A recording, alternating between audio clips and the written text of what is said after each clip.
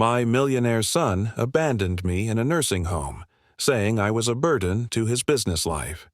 When he discovered my bank account, he begged me for the inheritance.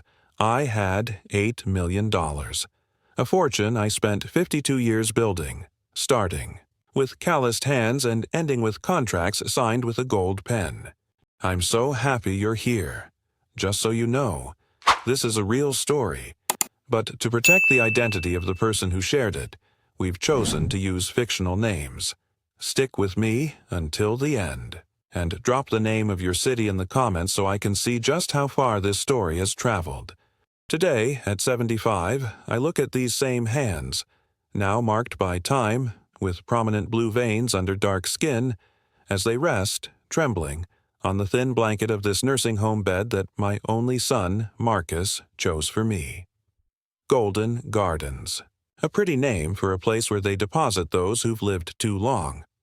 I grew up in Tuscaloosa, Alabama, in the 50s and 60s, when being black meant starting each journey with the world on your back. My father repaired shoes. My mother cleaned other people's houses. I swore I'd build something different. And I did. From cleaning offices at night while studying accounting during the day, to my first contract to provide cleaning services for 3 commercial buildings. Mr. Washington, you've got vision, they told me. Not to my face, of course. I overheard it at a client meeting spoken in surprise, as if a black man with ambition was some kind of rare bird they'd spotted in the wild. But I didn't need their approval. I needed their contracts. And I got them, one after another, until Washington Cleaning Services became Washington Facility Management, and then Washington Enterprise Solutions. Every dollar I earned felt like a small revolution. Every business I acquired was another bridge my son wouldn't have to build from scratch. Marcus, my boy, my legacy, my everything after Clara died giving birth to him. I raised him alone, between board meetings and business trips, school plays. I never missed, and bedtime stories I sometimes had to tell over the phone. "Dad, you're doing too much," he would say in his 20s after graduating from Harvard Business School, a degree I paid for in full. "You need to slow down, enjoy life." But how could I explain that work wasn't just work for me? It was protection. It was provision. It was proof. Every time I heard no because of my skin color, I worked harder to turn it into a yes. Every time a banker looked at me with doubt in his eyes, I added another 0 to my company's worth. I wasn't just building wealth, I was building a fortress around my son's future. When I finally retired at 73, Washington Enterprise Solutions had contracts in 37 states, $8 million in liquid assets, another 12 in company valuation before I sold my shares. Marcus had already made his own millions by then, with his tech company in San Francisco. I was so proud. My son, the CEO, my son, who never had to clean another man's office or hear the surprise in someone's voice when he showed competence. "Dad, Olivia and I are concerned about you living alone in that big house," Marcus said over dinner at his glass and steel mansion overlooking the bay. His wife nodded, her diamond earrings catching the light. I had never particularly warmed to Olivia, with her pinched smiles and the way she spoke about the help, as if they weren't people with names and families. "I've lived alone since your mother died," I reminded him. "That's 45 years of managing just fine." "But you're not as steady as you used to be," Olivia chimed in, cutting her salmon with surgical precision. "Last time you visited, you nearly fell on the stairs." "One stumble doesn't make me an invalid." Marcus sighed that familiar sigh, the one that made me feel like a problem to be solved rather than a father to be respected. "We found a place," he said, "Golden Gardens. It's the best assisted living facility in the area. Private rooms, excellent care, social activities." "I don't need social activities," I interrupted. "I need my home." "Dad, your home is 3,000 miles away. If something happens to you there, then I'll handle it, like I've handled everything else in my life." The conversation ended there that night, but it was just the beginning. Over the next 2 months, there were phone calls with brochures emailed afterwards, There were casual mentions of friends' parents who just loved their retirement communities. There was the time Marcus had a doctor friend of his come to my hotel room during my visit to just check in on me. I should have seen it coming, this slow erosion of my agency. But I didn't. Not until that Tuesday morning when Marcus and Olivia showed up at my home in Atlanta with concern painted on their faces and determination in their eyes.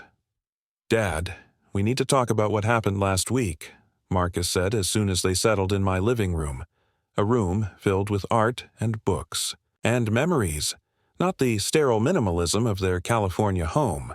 "What happened last week?" I asked, genuinely confused. They exchanged a look, the kind married couples perfect over time, an entire conversation held in a glance. "The fire department call," Olivia said slowly, as if speaking to a child. "You left the stove on. A neighbor called 911. I frowned. "That never happened." "Dad." Marcus's voice softened to that terrifying tone people use when they think you're losing your mind. "We spoke to Mrs. Grayson next door. She confirmed it. And we called the fire department. They have it on record." The room seemed to tilt slightly. I had no memory of this. None whatsoever. But why would they lie? What would be the point? I don't remember that, I admitted. "That's what concerns us," Marcus said, reaching for my hand. His fingers were smooth, uncalloused. "You've been forgetting. Things. Important things." Had I? There had been moments, small gaps in my days. A misplaced wallet, a forgotten appointment. But nothing like this. Nothing dangerous. "We think it's time," Marcus continued. "Golden Gardens has a room ready. We've already packed some of your things." "You what?" The words came out sharper than I intended, but the violation cut deep. "You packed my things without asking me?" "We didn't want to upset you until necessary," Olivia said. "And we've hired a company to manage the house while you're away. They'll keep it maintained until I die," was the unspoken end to that sentence. "This is still my house," I said quietly. "My life, my decision." Marcus kneeled before me, taking both my hands in his. "Dad, I love you. I want what's best for you. And right now, that's proper care, proper monitoring. It's just temporary, until we figure out what's causing these memory issues." I looked into my son's eyes, Clara's eyes, and saw something I couldn't quite name. Concern, yes. But something else too, something that made me uneasy. "Just for a short while," I finally conceded. "Just until we figure this out." The relief on their faces was palpable. Too palpable. As if they'd won something. As if they'd been waiting for this. 2 days later, I sat in the passenger seat of Marcus's rental car as he drove me to Golden Gardens. My suitcase, packed by strangers, sat in the trunk. My house, built from 50 years of labor, receded in the rearview mirror. "You'll see, Dad. This is for the best," Marcus said as we pulled up to a sprawling complex with manicured lawns and a fountain out front. It looked expensive. It looked quiet. It looked like a place people go to disappear. The next hours were a blur of paperwork and fake smiles. A tour led by a woman named Cheryl who spoke too loudly. A room with beige walls and generic landscapes. Nothing. Like my home filled with African art and jazz records and books that had shaped my thinking. "All of your financial needs will be taken care of," Marcus assured me as he prepared to leave that evening. "I'll have access to your accounts to make sure all the bills are paid and everything is managed properly while you focus on getting better." Something in his phrasing made me pause. "Access to my accounts? Just as a precaution, Dad. With your memory issues, we don't want you to worry about money matters." I wanted to argue, to remind him that I had built a multi-million-dollar company, that I had managed complex finances for decades, that occasional forgetfulness didn't erase a lifetime of competence. But I was tired, so tired, and maybe, a treacherous voice whispered, maybe they were right. maybe I needed help, so I signed the papers. Power of attorney, medical directives, banking authorizations. I'll visit next month, Marcus promised as he hugged me goodbye. Once you're settled in. He didn't. Not the next month or the one after that. There were phone calls, brief and distracted, always ending with promises of visits that never materialized. Weeks passed. I adjusted to the rhythm of Golden Gardens. Breakfast at 7:30, medication checks, physical therapy, bland lunches, quieter afternoons, TV in the common room, early dinners, early bedtimes, a life reduced to scheduled functions. It was during my third month there that I first noticed something was wrong. I had asked to speak with the financial coordinator about accessing some of my funds for new clothes and books. "I'm sorry, Mr. Washington," she said, not quite meeting my eyes. "According to our records, your son handles all financial matters. Any requests need to go through him." "But it's my money," I said, confusion giving way to irritation. "I just need a few $100s. I understand, but the arrangement is quite clear. Mr. Washington, Jr. has complete control of the accounts." That night, I couldn't sleep. Something felt wrong. The fog that had seemed to cloud my thinking in recent months began to lift, replaced by a growing suspicion. The next morning, I asked to use the computer in the communal area. With help from a staff member, I logged into my email, an address I had barely used since arriving at Golden Gardens. There were hundreds of unread messages. Most were junk, but some were from my bank. Notifications of large transfers, investment account changes, property management updates. With trembling fingers, I opened them one by one, piecing together a story that made my blood run cold. $4 million, transferred to an account I didn't recognize. Investment portfolios liquidated. My rental properties now managed by a company I'd never heard of. I looked up how to access my bank accounts online and tried to log in. Password incorrect. I tried again. Account locked. That afternoon, I called the main branch of my bank, the one where I'd been a customer for 30 years. "This is Jeremiah Washington," I said when finally connected to a manager. "I need information about recent activities on my accounts. Of course, Mr. Washington, I'll need to verify your identity." I answered their security questions, voice steady despite the storm building inside me. "I'm sorry, Mr. Washington, but it appears your accounts are now under the management of Marcus Washington as power of attorney. We can't discuss the details with you directly. But they're my accounts," I insisted, voice rising enough that a nurse glanced over at me with concern. "Yes, sir. But the legal documentation we have on file indicates that your son has full authority due to medical circumstances." Medical circumstances. Memory issues. A stove I supposedly left on, a stove I was now certain I had never left on. I hung up and sat motionless in the common room, staring at nothing. Around me, the daily life of Golden Gardens continued. A resident being wheeled to physical therapy, another dozing in front of the Weather Channel, staff chatting about weekend plans. That night, I lay awake in my narrow bed, replaying every conversation, every interaction with Marcus and Olivia over the past year. The concerned looks, the whispered conversations that stopped when I entered a room, the insistence that I couldn't manage alone anymore. I thought of Marcus as a boy, how he'd look up at me with such trust, such pride. "Dad, when I grow up, I want to be just like you," he'd say. When had that admiring boy become this stranger who had locked me away and was systematically dismantling everything I'd built? At 3 a.m, the truth hit me with such force that I sat up gasping. This wasn't about my welfare. This was about my money. $8 million that Marcus, already wealthy in his own right, had decided should be his before I was even gone. My son had betrayed me. Deliberately, methodically, cruelly.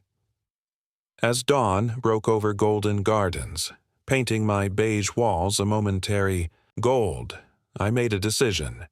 I would not fade away here. I would not be erased while my life's work filled someone else's pockets. I reached for the small notebook and pen on my nightstand, the one where nurses encouraged us to write down our thoughts, to help with memory. With hands that no longer trembled but moved with deliberate purpose, I began to write. Day 1 of taking back what's mine. The pen pressed into the paper with the weight of a promise. Marcus thought he had buried me. He didn't know I was a seed. Golden. Gardens operates on routine. Breakfast at 7:30, medication at 8 yoguas, physical therapy at 10 haksu, lunch at noon, activities at Tudor, dinner at 5:30, lights dimmed at 9 hour. In a place designed to manage decline, predictability is currency. I've been using that currency. Good morning, Mr. Washington. Nurse Denise greeted me with the same professional cheer. She offered every resident. Young, maybe 30, with tight braids pulled back into a practical bun. Did you sleep well? Like a baby, I lied, accepting the small paper cup containing my morning pills. I hadn't slept more than 3 hours since my discovery a week ago, but appearances matter. I placed the pills in my mouth, took a sip of water, and discreetly tucked them under my tongue while pretending to swallow. In my first days here, I'd taken everything they gave me. Sleeping pills that left me groggy. Something for anxiety that made the world soft around the edges. Another for mood stabilization that flattened everything into a gray monotony. No wonder I'd been foggy. No wonder I hadn't questioned my circumstances sooner. That's a good man, Denise said, already moving to the next room, the next resident, the next cup of chemical compliance. Once she was gone, I spat the pills into a tissue and added them to my growing collection, hidden inside a slit I'd carefully cut in my mattress. I didn't know if I'd need them later, but options are always valuable in negotiation. That's Business 101. At breakfast, I sat with Eliza Thornton, 92 years old and sharp as a tack despite her gnarled hands and failing eyesight. She'd been a civil rights attorney in the 60s and 70s, defending cases others wouldn't touch. We'd bonded over our shared history of fighting systems designed to exclude us. You're looking more yourself today, Jeremiah, she noted as she methodically buttered her toast. For a while there, you seemed diminished. I was, I admitted quietly. They had me on medications I didn't need. Her eyes, cloudy with cataracts but missing nothing, fixed on mine. They do that. Keeps us manageable. I'm done being managed. A smile creased her face. Good. I was wondering when the real Jeremiah Washington would show up. After breakfast, I did something I'd never done before at Golden Gardens. I asked to see my medical records. May I ask why? The administrator, Miss Reynolds, peered at me. Over reading glasses, her expression professionally neutral. Just curious about my treatment plan, I said with practiced casualness. At my age, it's good to stay informed. A flicker of hesitation crossed her face, but she nodded. Of course, you have every right.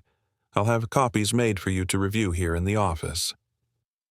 An hour later, I sat reviewing page after page of medical assessments, doctor's notes, and medication orders.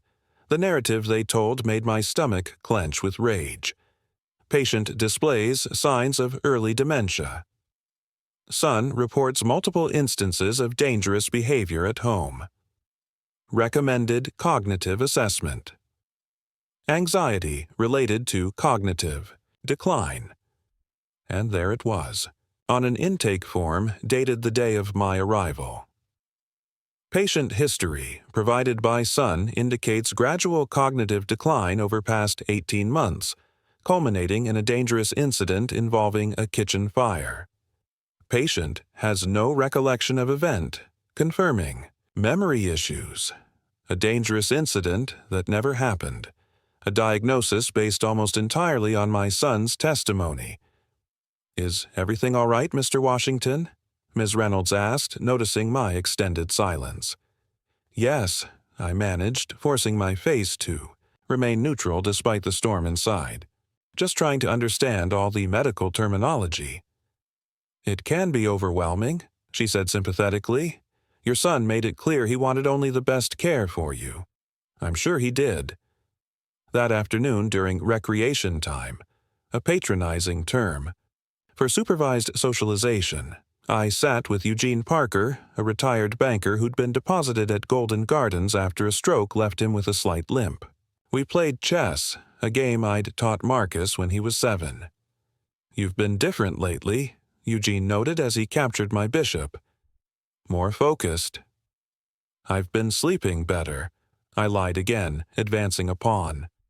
Bull, he said mildly. You've stopped. Taking the meds, I can tell. Did the same thing myself last year. I looked up, surprised. Eugene had always seemed like a model resident. Agreeable. Cooperative. They had me on something that made my thoughts swim through molasses, he continued, studying the board. Decided I'd rather have the shakes in my wits than be comfortable and dull. My son put me here under false pretenses, I said quietly, testing the waters. He's taken control of my money. Eugene didn't look shocked. He didn't dismiss me or call for a nurse. He simply nodded and moved his knight. Happens more than people want to admit. My daughter sold my house out from under me. Said it was for my own good, that the money would pay for my care here. Found out later she bought herself a vacation home with the proceeds. He looked up at me, his eyes clear and sharp.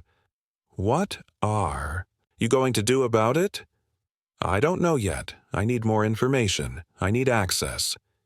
Eugene's next words changed everything. I might be able to help with that. That night in my room, after lights out, I pulled out the small notebook I'd been filling with observations and plans. Eugene has a laptop. Says his daughter doesn't know he has it. Offers to let me use it after staff night checks. Says Wi-Fi password is on router in administrative office. He knows because he watched them connect his TV. Need to contact. Yidurnis Yakwan. Franklin and Associates, my longtime attorneys. 2. James Holloway, my accountant for 30-plus years. True. Regina Evans, my former executive assistant, retired same time I did. Access was the first step. Information the second. Then would come action. 2 nights later, after the 11 p.m. bed check, Eugene appeared at my door with a slim laptop under his arm. His room was 3 doors down, and the night staff was usually stationed at the far end of the hall after checks, watching TV or dozing. You've got about 2 hours before they do another walkthrough, he whispered, setting up the computer on my small desk. Wi-Fi's slow, but it works. My fingers felt stiff on the keyboard. I'd always had assistance for typing, but I managed to navigate to my email. As expected, the password no longer worked. Same with my online banking. Marcus had locked me out of my digital life as thoroughly as he'd locked me out of my physical one. But there was one account he might not know about. An old Yahoo email. Address I'd set up years ago when Regina insisted I needed a personal account separate from my business one. I rarely used it. Sending the occasional forwarded joke or family photo. It was so insignificant I'd almost forgotten it myself. I typed in the address and an old password, Clara's birthday followed by Marcus's. The inbox appeared, untouched for months. It worked. I breathed. Good, Eugene said, keeping watch at the door. Now do what you need to do. I'll warn you if anyone comes. I composed an email to James Holloway first. James had handled my taxes and financial planning since I bought my first commercial property. He'd helped structure my retirement and knew every detail of my assets. James. This is Jeremiah Washington. I am writing from a private email because I'm in a difficult situation. My son Marcus has placed me in an assisted living facility called Golden Gardens and has taken control of my finances using POA obtained under false pretenses. I need your help urgently. Please call Golden Gardens and ask to speak with me. Tell them you're my brother if they ask. Do not contact Marcus or let him know we've spoken. Jeremiah, I sent similar messages to my attorney and to Regina, whose organizational skills and loyalty had been the backbone of my business for 20 years. For the next hour, I searched for information about challenging power of attorney, about elder rights, about what legal recourse I might have. The results were discouraging. POA is a powerful tool and, once granted, difficult to revoke, especially when the grantor has been medically classified as cognitively impaired. Someone's coming, Eugene hissed suddenly. I quickly closed the laptop and slid it under my bed as Eugene hurried to the bathroom attached to my room. Seconds later, a beam of light swept briefly under my door as the night attendant checked that I was in bed.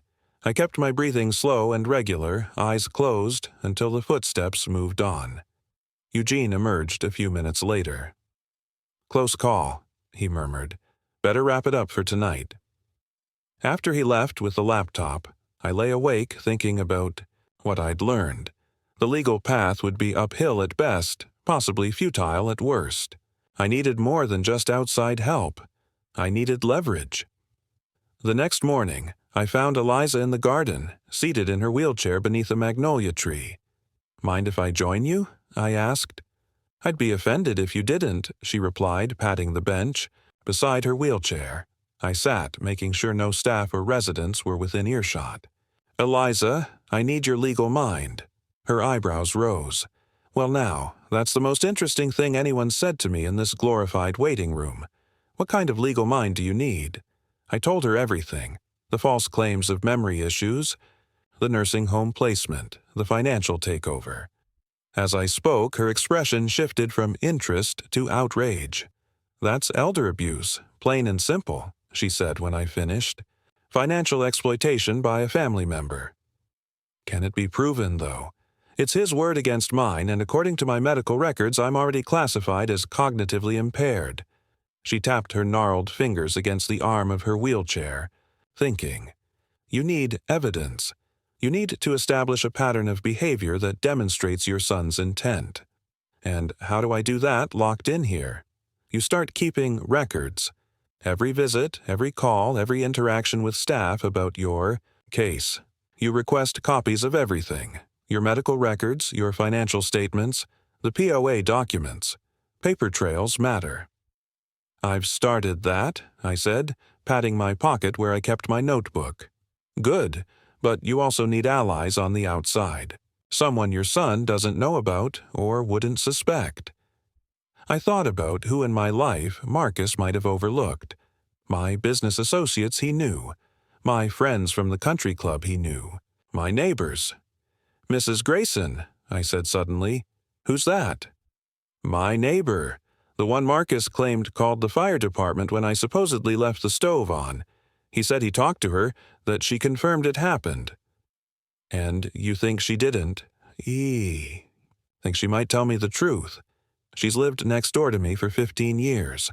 We're not close, but we're cordial. She waters my plants when I travel." Eliza nodded slowly. "So you need to talk to Mrs. Grayson without your son knowing." "Exactly."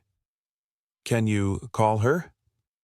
"The phones here are in public areas. Staff monitor calls, especially for residents with supposed cognitive issues, and I don't have her number memorized anyway." Eliza smiled, a slow, mischievous curling of lips that took years off her face. "Then we'll need to be creative, won't we?" That creativity came in the form of William Cooper, a 68-year-old former postal worker who'd come to Golden Gardens after his daughter relocated for work and couldn't take him with her.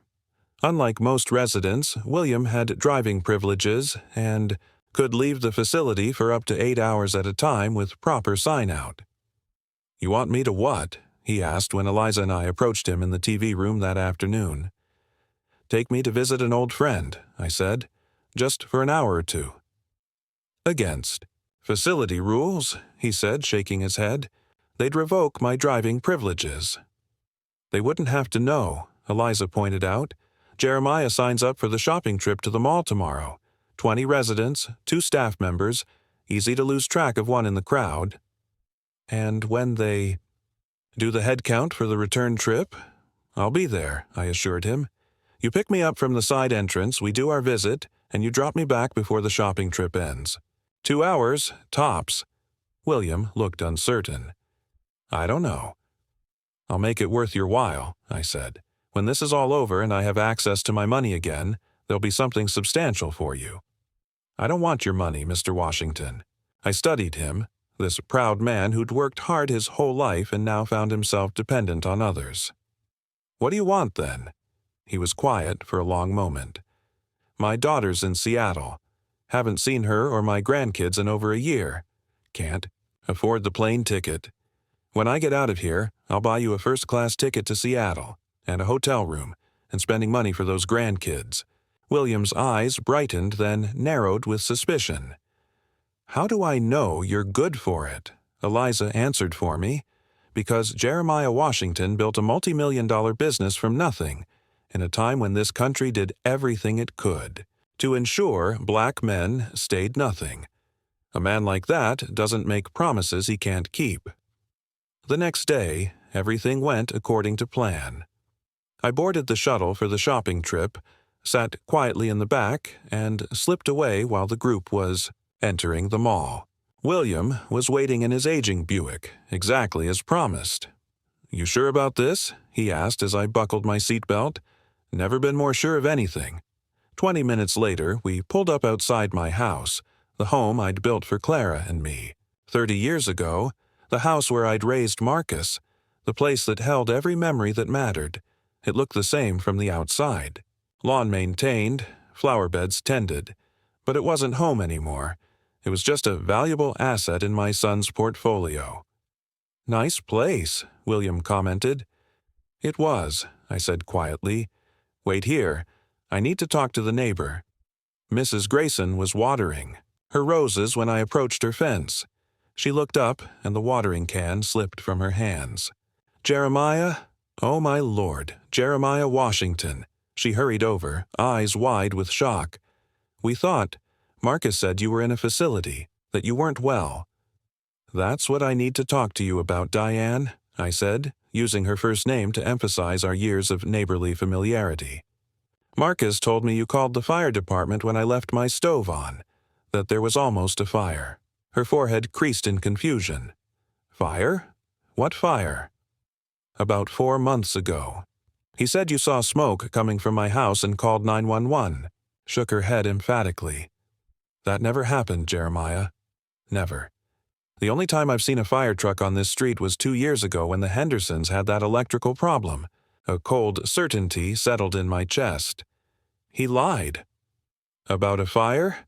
Her confusion was deepening. Why would he do that? To get control of my money, I said flatly. To put me away. Her hand flew to her mouth. Oh my God. Diane, I need you to do something for me. I need you to write down what you just told me, that there was never any fire, never any 911 call. I need a witness statement. She nodded, already moving toward her house. Come inside. I'll do it right now. I glanced at William, waiting in the car, and held up 5 fingers. He nodded. Inside Mrs. Grayson's kitchen, so familiar after years of Christmas cookies exchanged and occasional cups of coffee shared, she found paper and a pen. Should I make it official? Address it to whom it may concern. That would be perfect. As she wrote, carefully documenting that no fire had occurred and that Marcus had fabricated the story, I asked if she'd noticed anything unusual around the time I disappeared. Just that Marcus and his wife were here more often, she said, not looking up from her writing. They came with a moving truck one weekend. I assumed they were taking some of your things to you. Did they say anything about my condition? About why I was moved so suddenly? She finished writing and signed her name with a flourish before answering. Marcus told me you'd been having memory problems, that you'd get confused, sometimes agitated, that it wasn't safe for you to live alone anymore. She looked up, her eyes troubled. I had no reason not to believe him, Jeremiah. You seemed fine. To me. But I didn't see you every day like he did. It's all right, Diane. You weren't to know. She folded the paper and handed it to me. What will you do now? Fight back, I said simply, tucking the statement into my pocket. Thank you for this. It's the first piece of real evidence I have. If there's anything else I can do. Actually, there is. Do you still have a key to my house? For plant watering? Yes. Of course. I need to get inside, just for a few minutes. She hesitated. Jeremiah, if what you're saying is true, and Marcus did all this to get your money, isn't that breaking and entering? It's my house, Diane. My name is still on the deed. After another moment's hesitation, she nodded and went to a drawer, returning, with a familiar key attached to a small watering can keychain I'd given her years ago. Be careful, she said as she handed it over. I don't know if they've changed the locks or installed any security systems. I hadn't considered that possibility. Marcus might have been thorough enough to change the locks. But when I approached my front door 5 minutes later, the key slid in perfectly and turned with the same slight resistance it always had. Inside, the house was both familiar and not. The furniture was the same, the layout unchanged, but small things were different. Clara's collection of ceramic birds no longer sat on the mantel. The wall of family photos had been thinned out, with several frames missing. My office door, always left open when I lived here, was closed. I moved quickly to that door, turning the handle. Locked. Not surprising. My office contained filing cabinets with financial records, property deeds, insurance policies, all the documentation of my life's work. Beside me, William shifted nervously. We should hurry, he said. The shopping trip will be heading back soon. Just a few more minutes, I assured him, moving to the kitchen. Everything was immaculate, unused. The calendar on the wall was still turned to March, the month Marcus had moved me out. On the counter sat a stack of mail, mostly junk, but a few envelopes that looked like bank statements. I quickly rifled through these, pocketing anything with my name on it. Then I noticed the blinking light on the answering machine. I still kept a landline, a habit from decades of business. I pressed play. First message, the automated voice announced, Tuesday, April 15th, 9:42 a.m. Mr. Washington, this is Dr. Reeves's office calling to confirm your appointment this Thursday at 2 p.m. Please call us if you need to reschedule. Second message. Friday, April 18th, 3:17 p.m. Jeremiah, it's James Holloway. I got your message about reviewing the trust distributions, but I'm confused. Marcus called last month saying you'd given him full authorization to manage your affairs due to health issues. He had the paperwork and everything. Give me a call when you can so we can sort this out. My heart raced. James had tried to reach me, had noticed something wasn't right. Third message. Monday, May 5th, 11:35 a.m. Mr. Washington, this is Detective Powell from Atlanta PD. Your son asked us to do a wellness check at this address last week, but there was no response. Please call me back at 404-55-7291 to confirm you're all right. I pressed the save button, ensuring these messages wouldn't be deleted. They were more evidence of Marcus's manipulation, setting up a false trail of concern, documenting his narrative. Of my decline. We really need to go, William insisted, checking his watch. We've been gone almost an hour already. One more stop, I said, heading upstairs to my bedroom. Like the rest of the house, it was untouched but not quite right. The closet door stood open, showing empty spaces where clothing had been removed, presumably the items now in my small dresser at Golden Gardens. The nightstand on my side of the bed was bare except for a lamp, the books and reading glasses that usually sat there now gone. I went to the closet, pushing aside hanging clothes to reach the back wall. There, behind my winter coats, was a small wall safe, a feature Marcus knew about but rarely thought of. I turned the dial to Clara's birthday, then Marcus's birth year, then the year I started my business. The safe door swung open. Inside was exactly what I'd hoped to find: my passport, social security card, birth certificate, and a stack of emergency cash I kept on hand, $5,000. Also inside was a small velvet pouch containing Clara's engagement ring and wedding band, which I'd kept safe after her death. I took everything, distributing the items into various pockets. "Let's go," I told William, who exhaled with visible relief. As we left through the front door, I paused to look back at the home that represented 50 years of work and love and memory. I wouldn't see it again until I had reclaimed what was mine. Back at Golden Gardens, William dropped me off at a side entrance and I slipped back into the building unseen. 30 minutes later, I rejoined the shopping group as they returned from the mall, carrying a small bag I'd asked William to purchase for me to maintain the illusion I'd been shopping. That night, after lights out, I sat in my bathroom with the door closed and the water running to mask any sound. I counted the cash from my safe, $320 in total, and examined the documents I'd recovered. The official IDs would be crucial if I needed to prove my identity outside the confines of Golden Gardens. The bank statements I'd taken from the kitchen counter revealed regular transfers from my main accounts to a new account I didn't recognize, each labeled care expenses. I placed everything inside a pillowcase, then carefully cut a new slit in. The underside of my mattress, different from the one hiding my untaken medications. Once everything was secure, I flushed the toilet and turned off the water to maintain the bathroom pretense. Back in bed, I opened my notebook to add the day's developments. On a fresh page, I began to outline a more concrete plan. Use Eugene's laptop to contact James Holloway again. Ask for copies of all financial transactions since POA was granted. 2. Request full medical records from Golden Gardens. Look for inconsistencies in reported symptoms. Talk to Regina. She knew my schedule, would know if I had memory issues. E2. Build case with Eliza's help.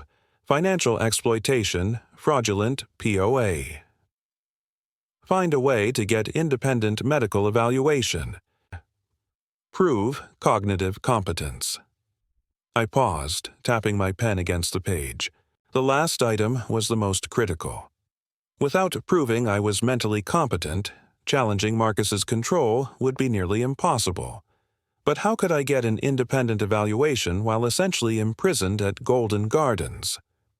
As I pondered this, my thoughts were interrupted by a soft knock at my door. Quickly hiding the notebook under my pillow, I called out quietly, "Yes?" The door opened to reveal Nurse Denise, her expression uncharacteristically serious. "Mr. Washington," she whispered, glancing down the hallway before slipping into my room and closing the door behind her. "We need to talk." My pulse quickened. Had she noticed the missing pills?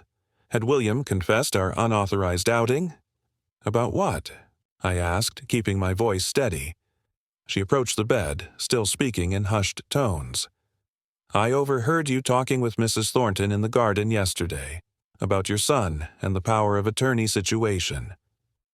I tensed, preparing for confrontation, but her next words caught me completely off guard. My grandmother went through something similar. My uncle took everything she had worked for. Her house, her savings, even her Social Security checks. Her eyes hardened with the memory. By the time the rest of the family figured out what was happening, it was too late. "I'm sorry to hear that," I said cautiously, unsure where this was leading. "I don't want to see it happen again," she said firmly. "Not on my watch, not to someone under my care." Hope, dangerous, fragile hope, flickered in my chest. "What are you saying, Denise?" "I'm saying I want to help you, Mr. Washington. If what I overheard is true, if your son has wrongfully taken control of your life and your money, I want to help you fight back." I studied her face, looking for any sign of deception. Finding none, I made a decision. "I could use an ally on the inside," I admitted. "Someone who can help document my actual condition, not the one in my chart." She nodded, determination settling across her features. Let's get started then. As Denise pulled up a chair beside my bed, I felt something I hadn't experienced since discovering Marcus's betrayal. A sense that maybe, just maybe, I wasn't fighting this battle alone.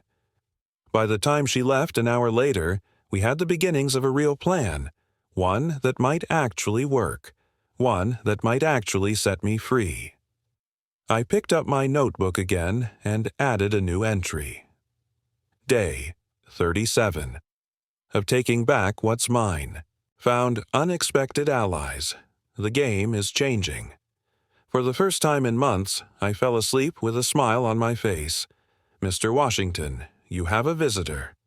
I looked up from my book, heart skipping. It had been exactly 2 weeks since Denise joined. Our alliance and our plan was in motion. Who is it? I asked, though I already knew. A Dr. Evelyn Carter, the attendant said, checking her clipboard. Says she's an old friend. I nodded and followed her to the visitors' lounge, trying to contain my anticipation. Dr. Carter wasn't an old friend. She was a geriatric psychiatrist. Eliza had known in her practicing days, and now my secret weapon. She rose when I entered, a tall black woman in her 50s with locks pulled back in a professional style, dressed in a tailored suit that screamed credentials. Jeremiah, she greeted warmly, as if we'd known each other for years. How wonderful to see you. We embraced briefly, keeping up the charade. Once seated in a corner away from staff and other residents, her demeanor shifted to business.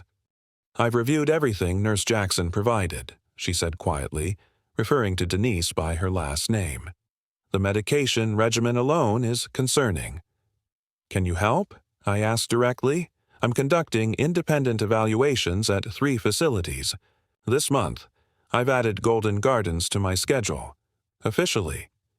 She slid a business card across the table. My credentials are impeccable. They won't question my authority to evaluate residents. Relief washed through me. And you can assess my cognitive function. Thoroughly and legitimately, she confirmed. If you're as sharp as you appear, Mr. Washington, my report will reflect that. Our conversation continued, deliberately casual for any observing staff. When she left, I had hope in my pocket disguised as a business card. 3 days later, Marcus called. Dad. His voice came through the speakerphone in the administrator's office. How are you feeling? Fine, I replied neutrally. Ms. Reynolds sat nearby, pretending to work, but monitoring every word. I've been trying to visit, but work's been crazy, he said, the lie flowing smoothly. The company's expanding into European markets. How interesting, I responded, matching his fake enthusiasm. Speaking of business, I was wondering about my accounts, just curious how my investments are doing. A beat of silence. Everything's fine, Dad. I've got it all under control. I'm sure you do, but maybe you could bring some statements next time you visit. I miss keeping track of things. Another pause, longer this time. Sure, though it might just confuse you. The doctors say too much stimulation isn't good for your condition. What condition is that exactly, Marcus? I asked innocently. Ms. Reynolds looked up sharply. Dad, we've discussed this, Marcus said, his voice taking on that patronizing tone. I'd grown to hate. The memory issues, the confusion. That's why you're at Golden Gardens, remember? I remember everything perfectly, I said, including the fact that there was never any fire at my house. Dead silence on the line. Ms. Reynolds, I said pleasantly, would you mind giving me a moment of privacy with my son? Looking uncomfortable, she nodded and stepped outside. What the hell are you talking about? Marcus hissed once she was gone. I spoke to Mrs. Grayson. She never called the fire department. There was no fire, Marcus. You're confused. No, I cut him sharply. I'm very clear. You lied to put me here. You falsified symptoms to get power of attorney. You're stealing my money while I rot in this place. That's ridiculous, he sputtered. You're having an episode right now. An independent psychiatric evaluation is happening next week, I continued calmly. Dr. Evelyn Carter. Look her up. Very respected in her field. You can't just arrange. I already did. And after she confirms I'm completely competent, we'll discuss how this situation gets resolved. Dad, listen to yourself, Marcus tried, desperation creeping into his voice. This paranoia is exactly why you need care. I'm only trying to protect you. From what? My own money? The home I built? The life I earned? I leaned closer to the phone. I know what you've done, son. The only question now is how we proceed. This conversation is pointless, he said coldly. You're unwell. I'll speak with the administration about adjusting your medication. Go ahead, I challenged, and while you're at it, explain the $4 million you've transferred from my account since March. The sharp intake of breath told me everything. You're making a mistake, he finally said. No, Marcus, you made the mistake. I built an empire from nothing. Did you really think I wouldn't fight to protect it? I hung up before he could respond. Outside the office, Ms. Reynolds tried to appear as if she hadn't been listening. Everything. Okay, Mr. Washington. Wonderful, I smiled. Family matters. You understand. Back in my room, I found Denise waiting with fresh towels, our cover for meetings. He'll be coming, I told her as she pretended to arrange linens. Probably tomorrow. He'll want to stop the evaluation. She nodded slightly. Dr. Carter called to confirm her appointment. It's official now, on the books. And the medication, records? Copied and secured, she whispered. Your chart shows you've been taking everything as prescribed. No one suspects. I squeezed her hand briefly in thanks. That night, I added to my journal. First move made. Marcus knows I'm fighting. Back, the board is set. Now, the game truly begins. Marcus arrived the next morning with reinforcements, a distinguished-looking doctor and Miss Reynolds hovering nervously behind them. Dad, Marcus greeted me, his smile tight. I brought Dr. Phillips to see you. He's concerned about some changes in your condition. I sat in the common area, chess pieces arranged before me, Eugene across the table. Perfect witnesses. What changes would those be? I asked pleasantly. Dr. Phillips stepped forward. Mr. Washington, your son describes increased paranoia, fabricated stories, delusional thinking. Fascinating, I replied. And when did these symptoms appear? After our phone call, Marcus interjected. When you made those accusations. I turned to Eugene. Would you say I've been paranoid lately, Eugene? Eugene adjusted his glasses. Most rational man I know. Dr. Phillips frowned. Mr. Washington, I'd like to adjust your medication, for your safety. No. The simple word hung in the air. You can't refuse prescribed medication, Marcus said. Actually, he can, came a voice from behind them.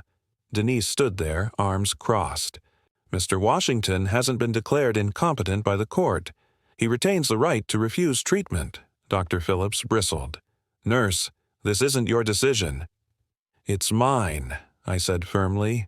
And I refuse any medication changes until after, Dr. Carter's evaluation tomorrow. What evaluation? Dr. Phillips demanded. Ms. Reynolds shifted uncomfortably. Dr. Evelyn Carter's conducting routine assessments. Mr. Washington is on her schedule. Marcus's face darkened. Postpone it. Can't, Ms. Reynolds said. It's part of a state-mandated review. All residents are being evaluated. A lie Denise had carefully planted in the paperwork. Marcus pulled Dr. Phillips aside, their heated whispers carrying across the room. I caught fragments. Need more time. And can't let him. I smiled at Eugene and moved my knight. Check. After they left, Eliza wheeled herself over. Round one to you. They'll be back, I said, with something stronger. I was right. That afternoon, a courier delivered documents to Golden Gardens. Ms. Reynolds called me to her office, her expression grave. Mr. Washington, your son has filed. For emergency guardianship, she said, sliding papers across her desk. He's claiming your condition has deteriorated significantly. I scanned the legal language, my stomach tightening. Marcus was moving fast, trying to block Dr. Carter's evaluation. The hearing is in 3 days, Ms. Reynolds continued. Until then, Dr. Phillips has ordered this medication. She indicated a prescription sheet. The administration feels, strongly, that you should comply. Threat received. That night, our alliance gathered in Eliza's room, Eugene, William, Denise, and me. If they force those meds on you before Dr. Carter's evaluation, you'll be too drugged to pass, Denise warned. Can we move up the evaluation? William asked.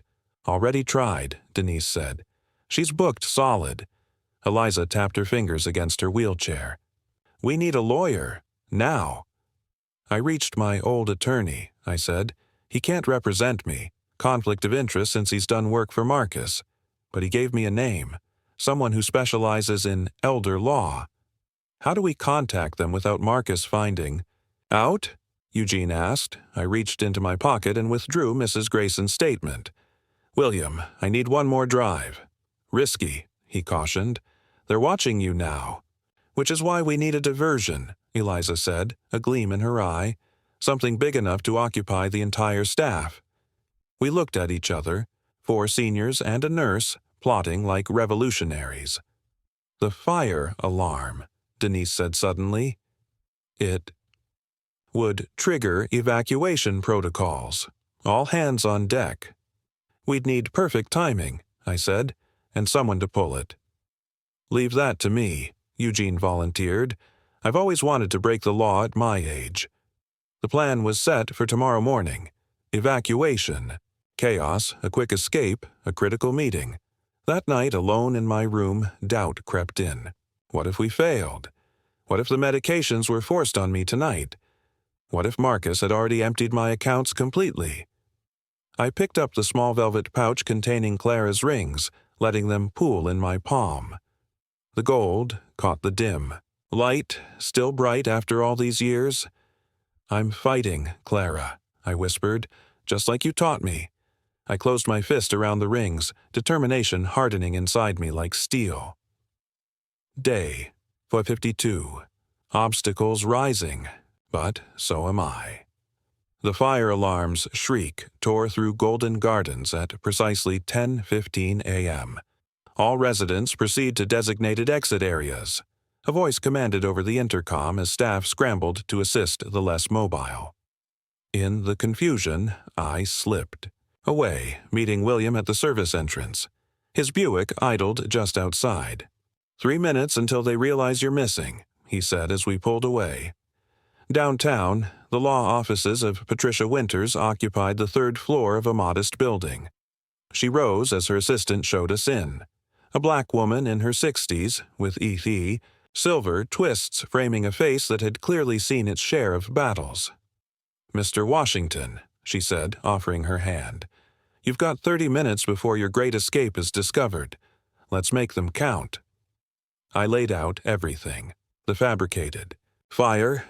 The nursing home placement. The financial transfers. The medication. And now the emergency guardianship hearing. Patricia took rapid notes, interrupting occasionally with razor-sharp questions. The independent evaluation is crucial, she said. If Dr. Carter confirms your competency, we have our foundation. Marcus is trying to block it. Then we counterfile immediately, she said, picking up her phone. My paralegal will prepare an emergency motion to delay the guardianship hearing. Until after Dr. Carter's evaluation. Can you win?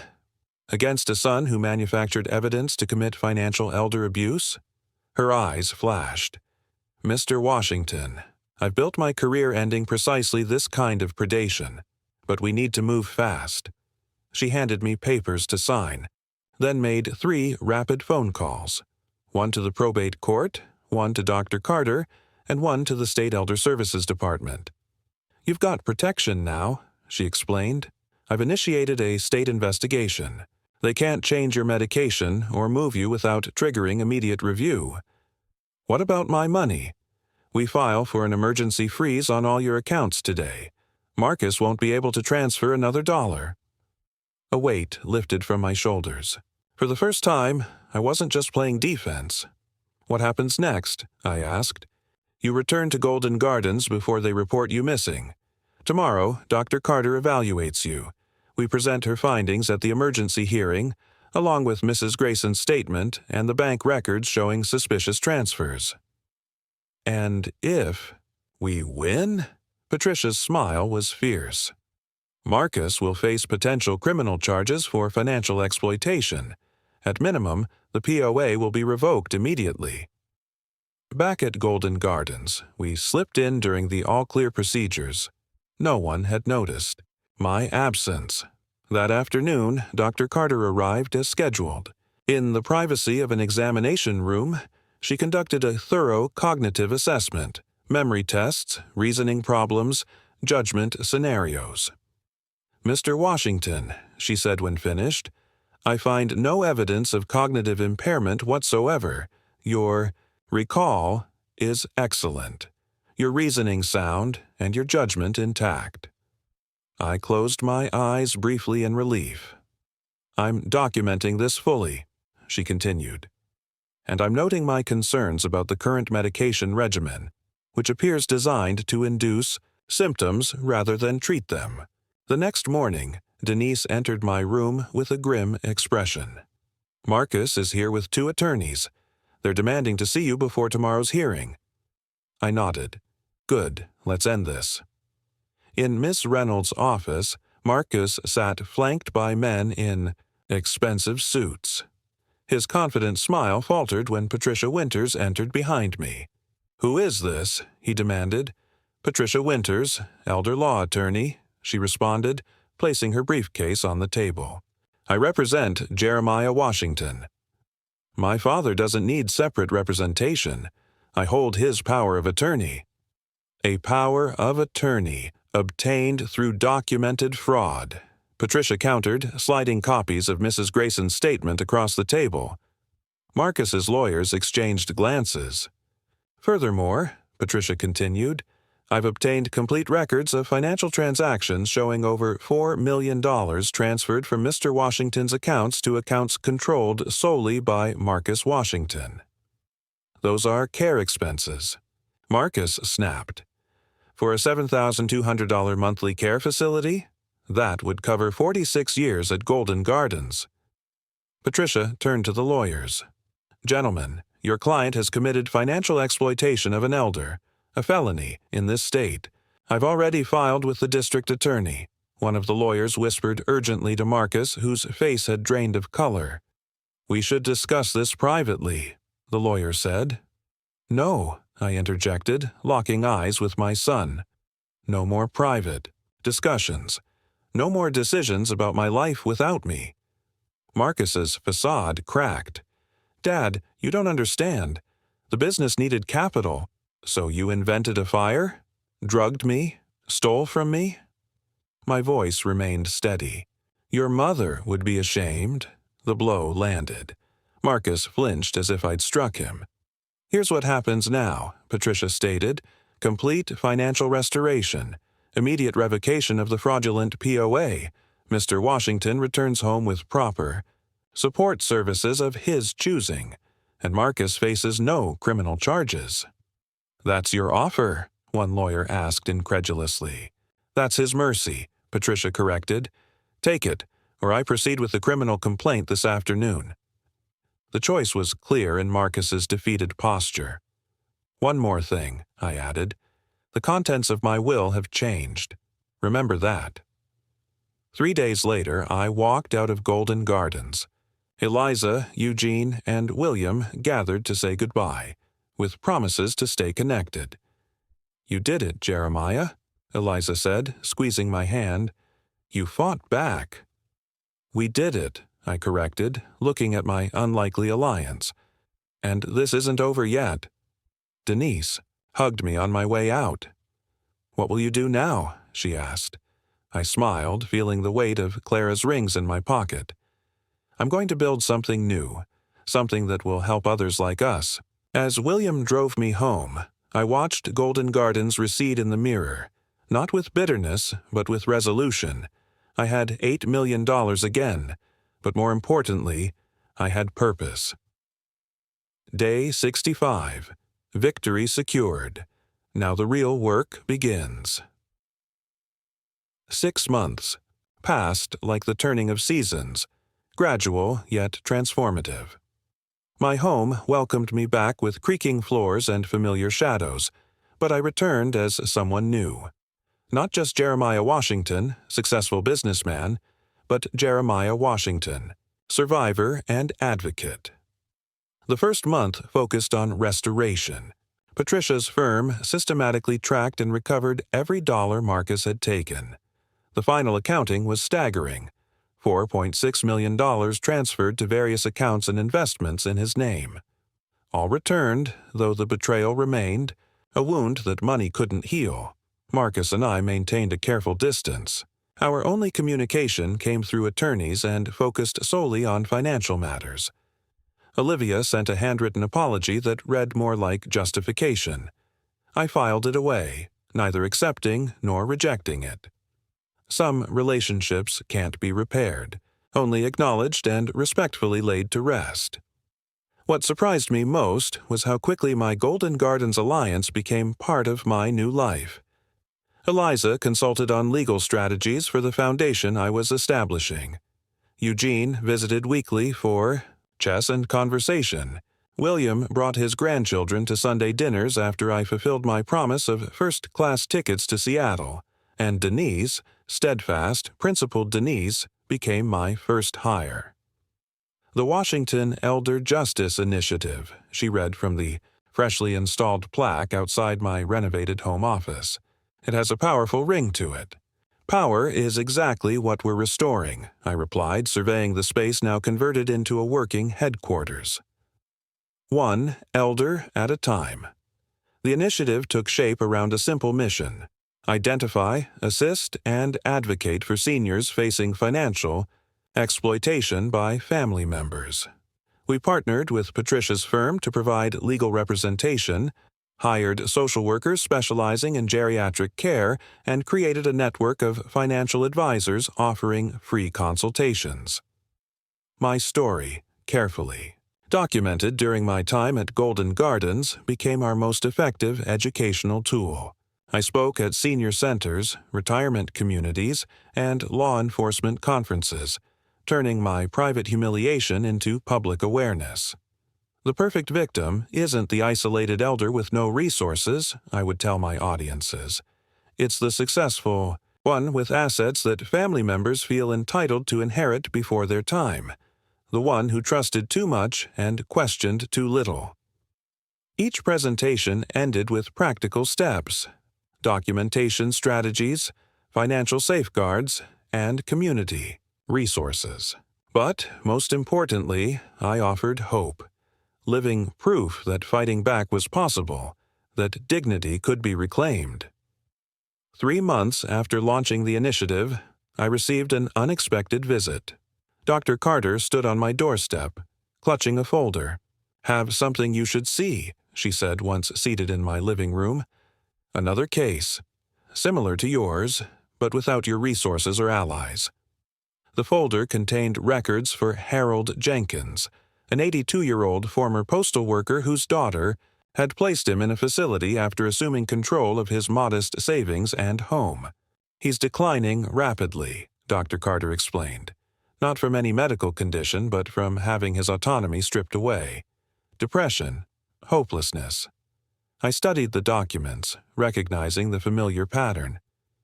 "You want the initiative to help him." "I want you to help him," she clarified. "He needs to hear from someone who's walked this path and found their way back." The next day, I visited Harold at a facility far less polished than Golden Gardens. His shoulders stooped, eyes downcast. He initially mistook me for a doctor. "I'm not here to examine you," I said, taking the chair beside his bed. "I'm here because we have something in common." Slowly, cautiously, I shared my story. As I spoke, I watched something kindle in his eyes. A small flame of recognition, then anger, then resolve. They told me I was confused, he said, his voice gaining strength. That I couldn't manage anymore, but I balanced my checkbook every month for 60 years without a mistake. I believe you, I said simply. Those 3 words, I believe you, sometimes hold more healing power than any medical treatment. By the time I left, Harold had agreed to let the initiative represent him. Within weeks, we'd documented the financial, discrepancies, filed for restoration of his rights, and arranged for independent medical evaluation. Harold's case became our first victory beyond my own. When he moved back to his home with appropriate support services, the local newspaper covered the story. More cases followed as word spread, more elders finding their voices, more families facing accountability. Not every story ended happily. Some cases came to us too late, after assets were depleted or health had deteriorated beyond recovery. Those failures haunted me, driving me to expand our outreach to catch exploitation earlier. 5 months after my return home, I received another unexpected visitor. Marcus stood on my porch, thinner than I remembered, eyes shadowed with something. That might have been shame. "Can we talk?" he asked. I led him to the kitchen rather than my office or living room, a neutral space with fewer memories. We sat across from each other at the table where I'd once helped him with homework, where we'd shared countless meals after Clara died. "I've been in therapy," he began without preamble, trying to understand why I did what I did. I remained silent, neither encouraging nor discouraging his confession. "It wasn't about the money, not really," he continued. "I make enough." It was. I think it was about control, about not wanting to see you grow old, about resenting that you were still so capable while my own career was stalling. "Did the therapist help you reach that insight?" I asked, my tone carefully neutral. A flicker of surprise crossed his face. "Yes. How did you know?" "Because it's too neat," I replied. "Too rational. Real motivations are messier, darker sometimes." He looked down at his hands. My hands, really, with the same long fingers and broad palms. "You're right," he admitted. "There was something else, something uglier." I was relieved when I thought you were declining. Like finally, the great Jeremiah, Washington was mortal after all. The truth hung between us, painful but necessary. "I'm not asking for forgiveness," he said finally. "I don't deserve it. I just wanted you to know I understand what I did, and I'm trying to be better." I studied my son's face, the boy I'd raised, the man who'd betrayed me, the stranger seeking redemption. "What do you want from me, Marcus?" "Nothing," he said quickly, then reconsidered. "No, that's not true. I want a chance. Not to be your son again, not yet, but maybe to help with your foundation, to use my business experience for something good, to try to balance the scales, even knowing they can never be fully balanced." Didn't answer immediately. Trust, once shattered, doesn't reassemble without showing its cracks, but there was something in his request that resonated with my own journey, the need to transform pain into purpose. "The initiative has a financial literacy program for seniors," I said finally. "It needs development. You can start there, as a volunteer. Patricia's firm will oversee your involvement." It wasn't forgiveness. It wasn't reconciliation. But it was a door left slightly ajar instead of firmly closed. As autumn yielded to winter, the initiative grew beyond my initial vision. We established a hotline staffed by trained volunteers, many of them seniors themselves. We created a guide for medical professionals to recognize signs of financial exploitation. We built partnerships with banks to flag suspicious activities on seniors' accounts. And through it all, I kept a promise I'd made to myself in those dark days at Golden Gardens, to transform my $8 million into protection for those who might otherwise lose everything. 1 year to the day after Marcus first took me to Golden Gardens, I finalized the paperwork for the Washington Elder Justice Trust, a $5 million endowment to ensure the initiative's work would continue long after I was gone. That evening, I sat on my back porch watching the sunset paint the sky in shades of gold and purple. Beside me, on a small table, sat my notebook, the one where I'd first written Day 1 of Taking Back What's Mine. I opened it to a fresh page and wrote, Day 365. What was taken has been restored. What was broken has been rebuilt stronger. What was meant to diminish me has instead created a legacy of protection for others. I had $8 million. Now I have something far more valuable. Purpose that transcends wealth, community that transcends family, and strength that transcends age. This is not an ending. This is a beginning. I closed the book as darkness settled over my garden. Inside the house, lights glowed warmly. Tomorrow would bring more elders needing advocacy, more systems needing change, more work to be done. I was ready. I'm really wondering now, if you were in my shoes, what would you have done? Have you faced something like this before? Let me know in the comments. And while you think about it, I'm leaving 2 of the most loved stories from the channel.